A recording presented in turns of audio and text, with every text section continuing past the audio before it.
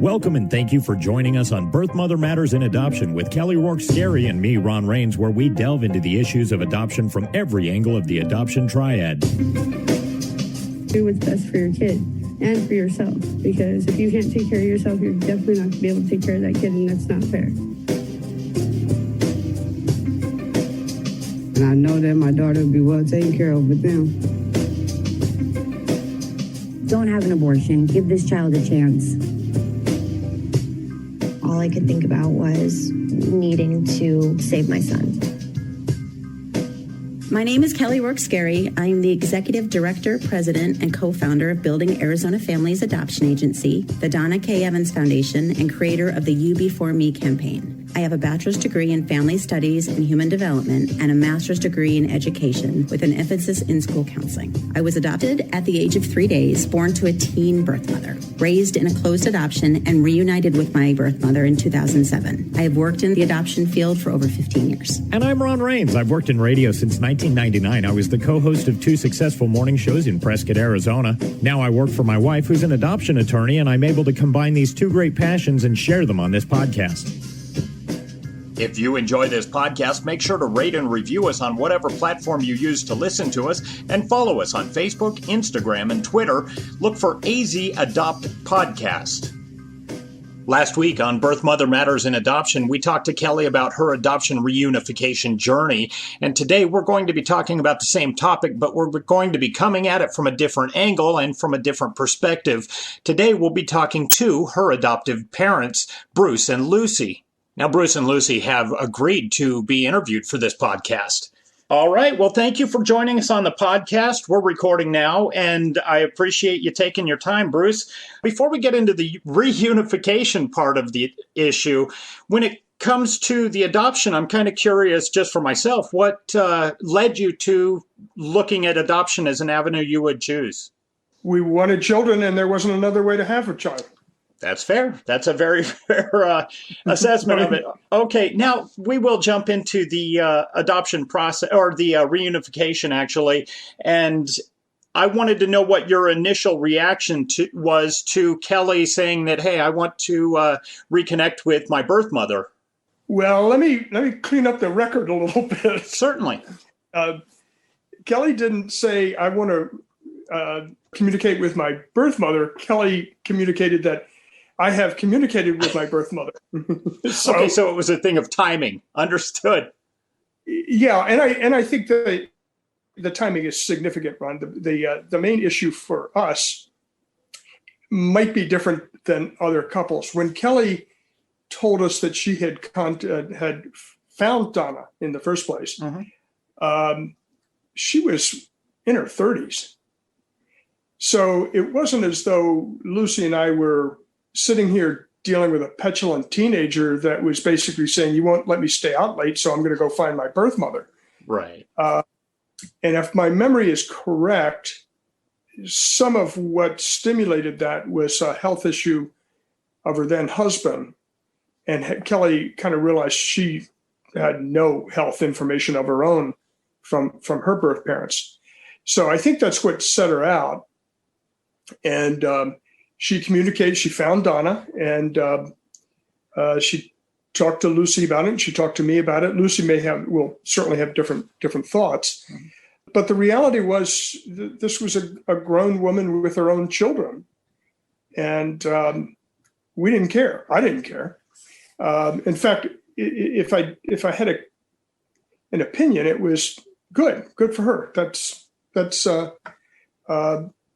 a nice thing that she was able to do. And she was with Donna, and they had some good years together. I think initially she was pretty excited about having found her half brothers.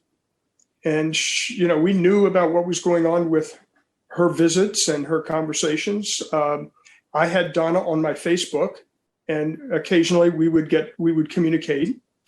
I don't recall if Lucy did, but I had Donna on my Facebook, and she would respond from time to time.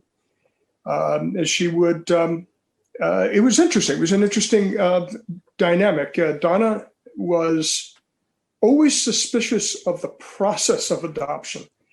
Donna was always concerned or always believed that there was some black market transaction going on, that the attorney got a whole lot of money. Right. So remember, this is 1973. So as I recall, in fact, we even got the invoice for the attorney's fees out and showed it to Kelly so that she could show it to Donna. It was like $1,500, So right. Which is a far cry from what it is today. It's unbelievable. Yeah, he made a fortune, right? Right. He probably retired on that. Yeah, well, not likely, because he was still working when Kelly found him in Columbus years ago. Anyway, that was something that sadly Donna never was able to accept, never resolved in her mind, to my knowledge. But that's the way we feel. It was a good thing. Right. And I got to say that the work that Kelly's been doing and the changes in the adoption industry itself have been huge in that, everything's not hidden away. And especially with the open adoptions you're seeing more now, I think that's important for the birth mother to come to terms with what's gone on and that she hasn't been, her baby wasn't taken by some cabal and, So I think that's important. And what Kelly's done through the years is amazing. And I really commend you on your support for you. Did this surprise you that, like you said, she wasn't 18, 19 years old when this happened? She was in her 30s. And did it kind of surprise you like, oh, well, I didn't realize you or just you seem to have taken it in stride? Well, yes. Did it surprise us? Not really. I mean, although Kelly nor our son Michael had ever expressed much interest in finding birth parents. I think Kelly did much later, but I think, again, it was more of a health thing. Kelly was always the adult in that relationship, by the way. And in fact, I remember when she got on the phone with the attorney and Donna, because she was trying to resolve this thing in Donna's mind. And she was on the other phone and she let Donna know. She said, if you get out of line on this, I'm disconnecting the call. So it was a different relationship there. The other thing, Ron, it may be of some interest in Columbus, where Kelly was adopted. It was a private adoption and we went through an attorney. As it turned out, it was the real estate attorney that helped us buy our first house. When we got to Missouri in St. Louis, where Michael was born, we thought that's the way the process would work, and we quickly found out, no, it had to be done through some agency. And Lucy always used to joke that it was the 80-year-old virgin that was running this thing that was, determining who got kids and who didn't. So it was a very, very different experience. Interestingly enough, I don't want to diverge too much, but our son Michael who's also in his 40s now, not too long ago received a hit, if you will, from somebody on a 23andMe site who basically contacted him and said, I think my brother's your father. Wow. How does he seem to feel about that?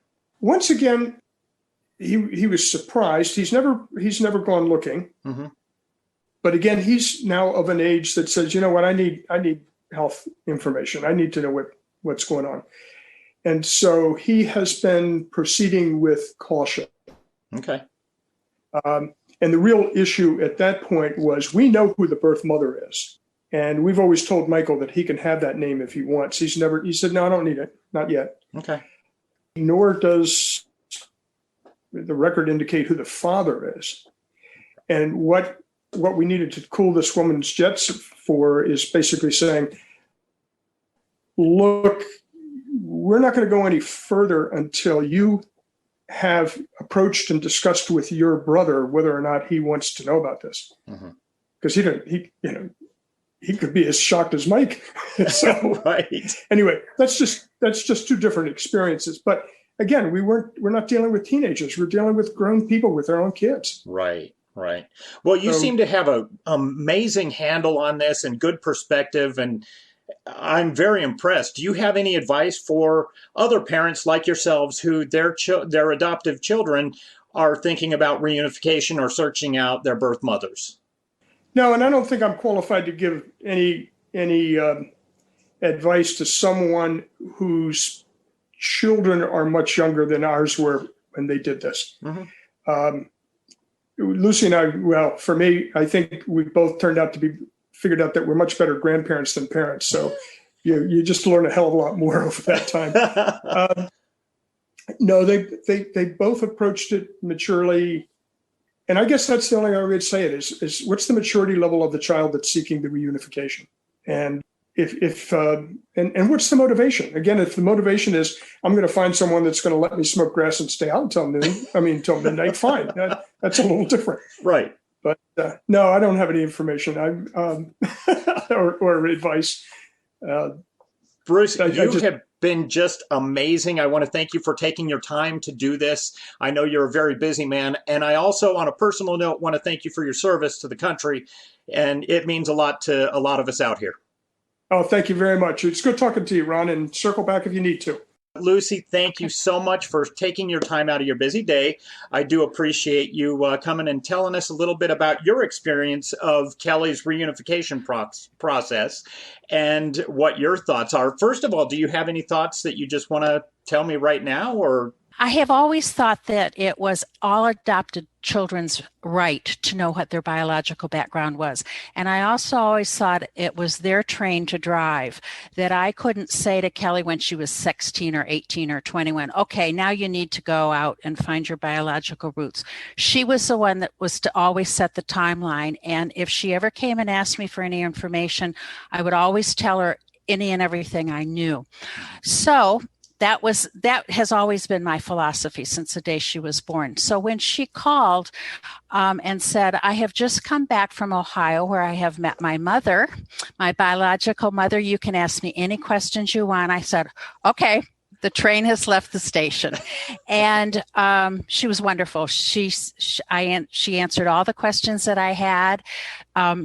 And I think the thing that was the nicest for me was how happy Kelly sounded.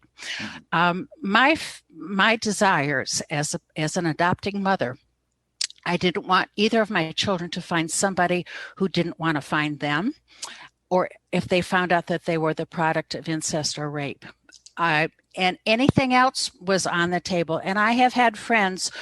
I knew a woman, she relinquished a child for adoption. He knocked on her door when he was about 35, and she slammed the door in his face. She said, you weren't supposed to find me. That's what the agencies told me. And that didn't happen to Kelly. And I'm so happy. Right.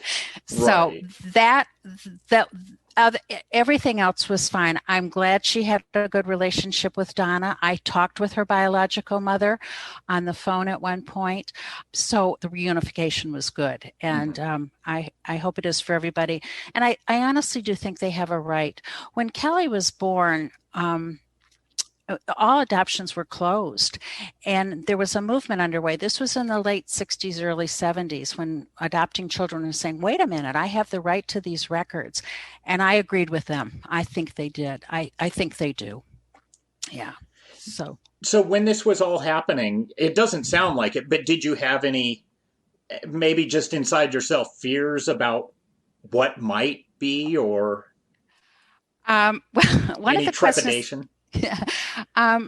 No, other than the fact that I didn't want her to find somebody that didn't want her to be found. Right.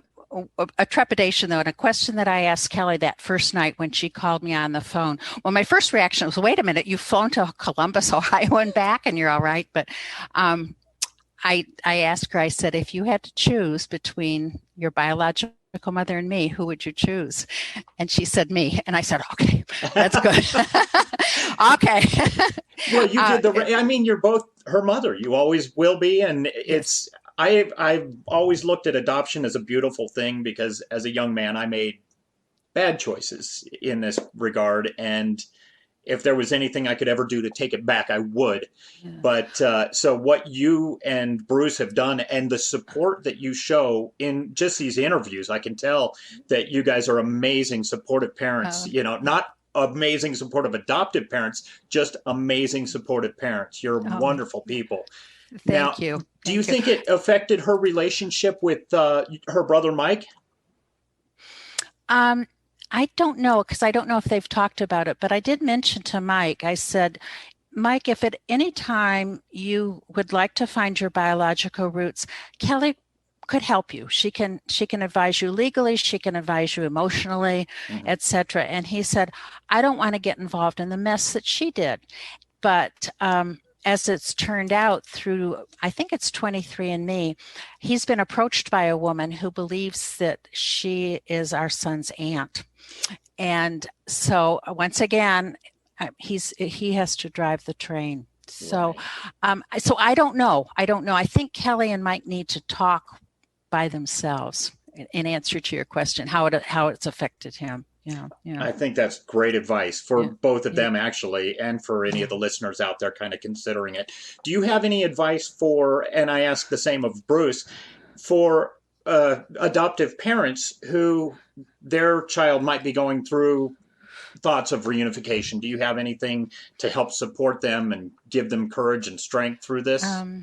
I think all children, biological or otherwise, are kind of on loan to us. And if you're going to try and hold on to and manage your child past a certain age, you're not going to be successful regardless. So I think if you can say to that adopted child, I loved you, I raised you, I was the Girl Scout leader, I was the Little League player, those moments are never going to be taken away from those adopting parents as they let go of their children, which you have to do. You have to just simply have to let them go.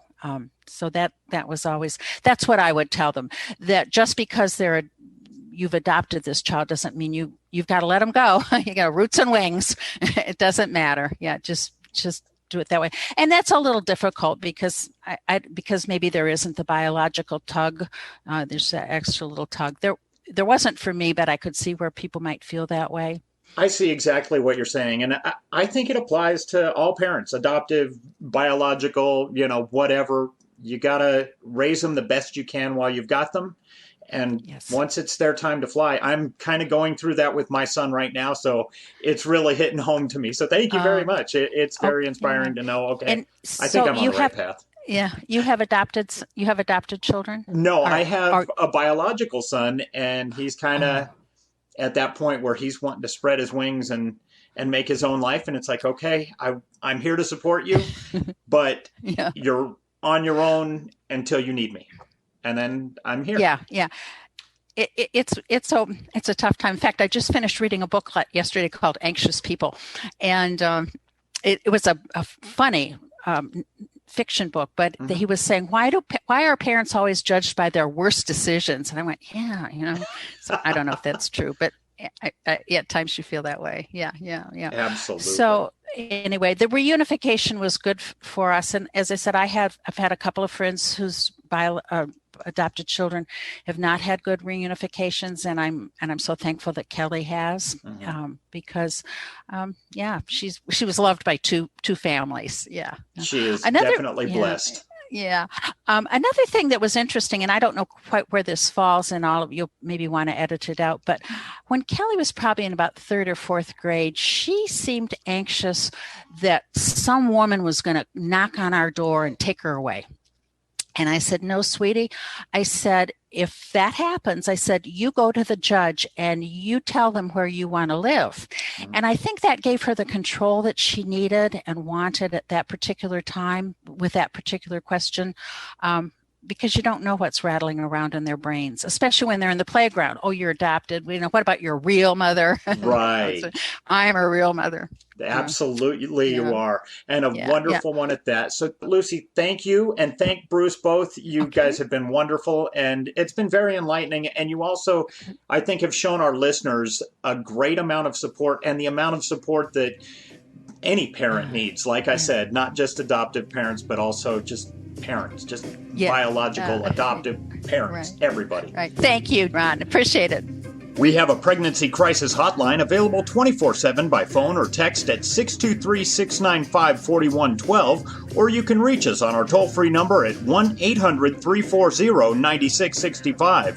We can make an immediate appointment with you to get you to a safe place, provide food and clothing, and help you get started on creating an Arizona adoption plan, or just give you more information. Check out our blogs on our website at azpregnancyhelp.com and follow us on Facebook, Instagram, and Twitter by looking for AZ Adopt Podcast. If you enjoy this podcast, make sure to rate and review us on whatever platform you use to listen to us.